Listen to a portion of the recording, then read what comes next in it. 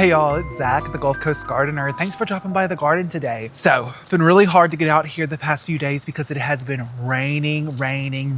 Something we definitely desperately needed here in the South. So I'm not gonna complain, but I am gonna be quick when I get these plants in the ground. So today I wanna go ahead and get 6 plants in the ground, 3 different varieties. One is a new Vitex, and that is called Featherman Vitex, a more columnar styled Vitex tree that has a nice leafy, ferny texture. And then we have 2 of the Perfecto Mundo double purple azaleas. I already have 3 of those, so we're gonna add 2 more to finish out a swoop. And then finally, a plant I'm so excited about, and that is the Candy Box Chillin Guava. Now, this Candy Box Chillin Guava is gonna be a warmer season plant, meaning you can't really grow it there in the colder zones, but it is evergreen, edible flowers, edible fruit, boxwood replacement, dwarf, compact, 3x3. I am over the moon about this plant.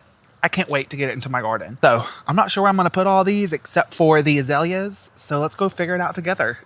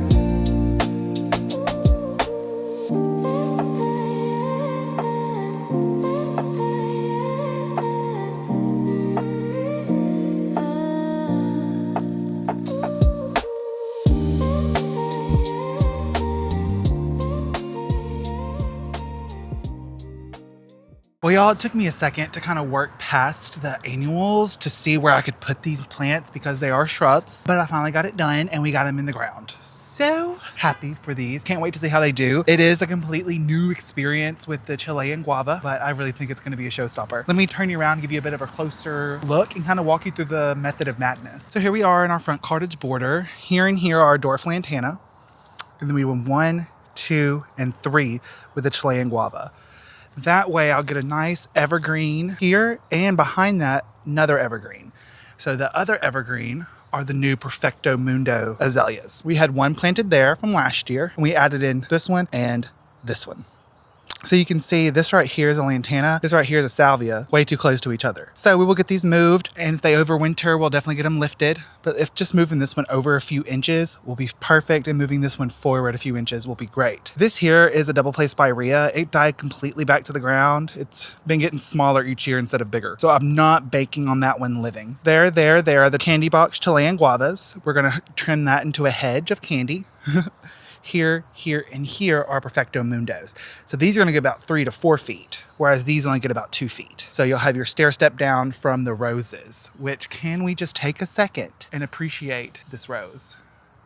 This is the Vanessa Bell, a beautiful buttery yellow. Planted underneath her is the white finch Orlea. Snapdragons are still going, but almost petered out. My rosemary is getting a little floppy thanks to the rain. And then finally, just right here is our Featherman Vitex. And I think it was a little too close, that pineapple lily. But again, that pineapple lily can be moved. I'll probably move it right there. And I'll probably do that this fall. But I had an El Nino Chotapa right here. It grew huge and then got fungus and died. So I ripped up some of its roots and then decided to put this there. Now you might be asking me, Zach, why are you putting something tall in the front of the bed? Well, that's to create intrigue.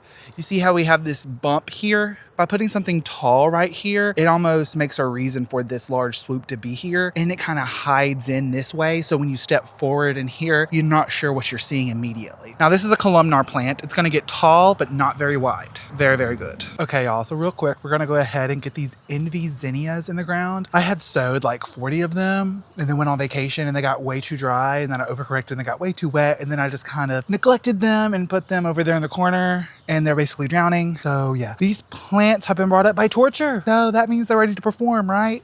Anyways, let's get the survivors in the ground and see if they stand a chance. All right, guys. Well, I have about 5 of our envy zinnias that made the torture, unintentional torture, but torture nonetheless. We're gonna get those put into the ground.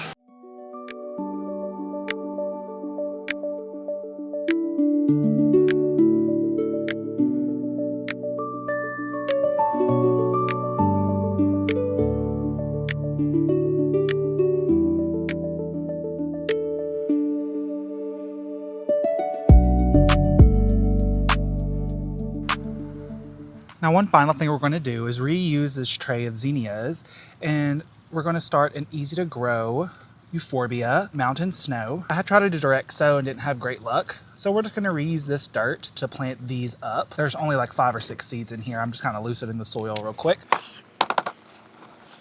We'll probably try to do these right here.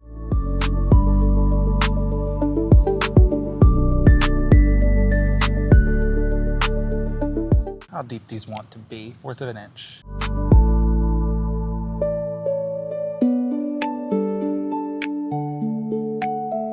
All right, got those in. Now we'll pick up some dirt and just put them over the top.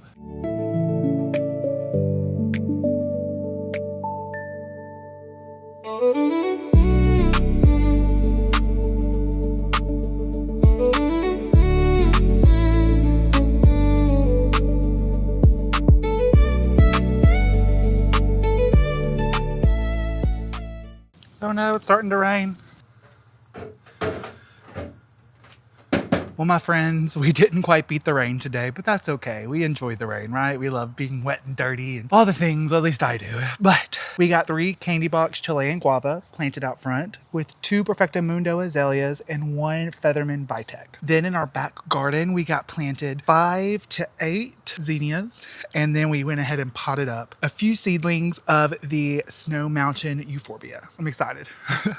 All right, guys. Well, thank you for dropping by the garden today. I hope this helped you. I hope this was entertaining. I hope you liked it. If you did, go ahead and give me a like, follow, and subscribe. We'll see y'all in the next one. Bye, guys.